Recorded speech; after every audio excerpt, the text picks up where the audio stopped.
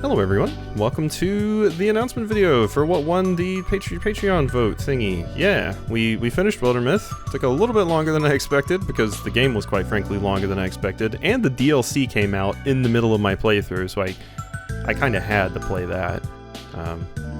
Yeah, it was a good time, and I'm interested in seeing what's going to win next, so let's just go ahead and hop into the options here. There are 4 nominations this time. The first one being Transaruby, the Metroidvania where I explored the world as a cyborg protagonist named Sarubi. I have been known to enjoy Metroidvania here and there before, so this is a good pick. Do believe this was on here last time, but it's also good just to kind of get a refresher on everything, especially since it's been a while. So, next we have Submachine Legacy. This is a collection of cool little point-and-click adventure games that, like I said, I believe they were like Flash games or something. I'm probably wrong, but it looks like something I would have played on, like, Congregate or various other Flash game sites like back in the day, which will definitely tickle my my nostalgia bone a little bit, but also will give people the wonderful opportunity to see me bumble my way through puzzles. So yeah, I mean the streams get that a fair amount, but the YouTube doesn't have as much as far as puzzles go. So. Next we have Eiyuden Chronicle. I hope I'm pronouncing that right. I think it's Eiyuden Chronicle. This was the kind of spiritual successor to Suikoden that released, which I've never played the original Suikoden games. I've actually played Suikoden 4 and Suikoden 5, which aren't even the ones that people are in love with. I've never played Suikoden 1, 2, or 3. But yeah, this is kind of the, spiritual successor to that. Looks pretty neat. I remember I missed this when it initially released and people were like, "You're not playing Eiyuden Chronicles?" And I was like, "Oh my god, I'm playing so much right now." Because this was prime, Unicorn Overlord was still going on time, so. But yeah, that looks neato. That looks pretty neato. So the final option is Secrets of Grindia. This is actually one I've mentioned specifically before to my stream group, because it is 4-player co-op and stuff. But basically, as far as I get, it's it's an action RPG. You run around, you do action RPG things, which is always fun. Like I said, I have looked into this one before, and it's been on my wish list for kind of an absurdly long amount of time. But yeah, so those are the 4 options. We got some heavy hitters this time. Alright, so we can go ahead and go over the results really quickly here. We got some heavy hitters, like I said, so I'll just start from the bottom and work my way up. So we have Secrets of Grindia with 1 vote, Transaruby with 2 votes, Submachine Legacy with 5 votes, and Eiyuden Chronicle also with 5 votes.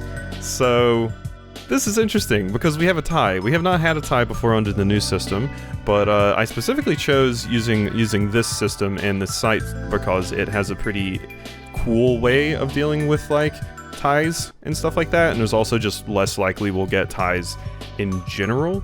So yeah, me in editing, you can go ahead and swap over to the browser now, and as you can see listed at the top there, it says the winner is Submachine Legacy. Now, you may be asking yourself, how did that happen? Did it just choose something random? And the answer is no. Basically what it did is it has a tiebreaker calculation that it does, and it takes the weighted preferences into consideration for that. So the table shows the primary tiebreaker calculation. It starts with raw ballot data before any rounds are tabulated, and then the total of all first choices for a candidate is multiplied by 100. Each successive set of total choices for a candidate, second, third, fourth, etc., is assigned 2/3 of the weight given to the previous column. Then all the columns are added together to arrive at a tiebreaker number for each candidate. So basically what this means is first choices are worth more than second choices, and so on and so forth. So you can kind of see the breakdown of how it actually broke the tie here. So normally what it does, as we know up here, it it starts at round 1, it's okay, we're going to take out the bottom option, and then we're going to add the second choice votes for people that voted that option onto the list, and then we'll see if somebody won. And that's how it works. But they don't actually assign a value to it. But here, for the tiebreaker, they do assign values to them. And as we can see here, Eiyuden Chronicle was extremely close to winning. The only difference is Eiyuden Chronicle had 4 first choice votes, 4 third choice votes, and 2 fourth. Whereas Submachine Legacy had 4 first choice 2 second choice, 2 third choice, and then 2 fourth choice.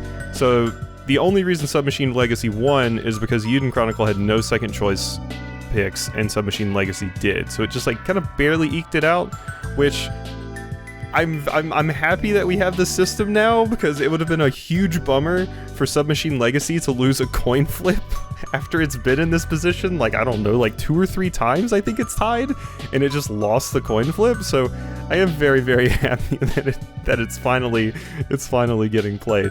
So yeah, I just wanted to give a special note to specifically how it works on breaking the tiebreakers now, because I do think that's cool. If for some reason, which seems extremely rare, this is tied, then it resorts to random chance, basically.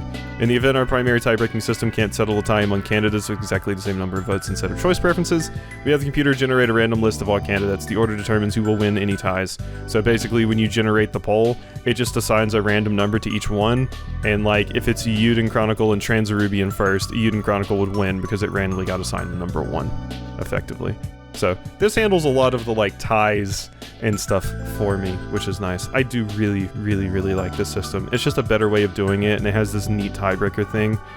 So I do like that a whole lot. So that is what we're going to be playing. We're going to be playing Submachine Legacy. Should be a pretty fast one, I believe.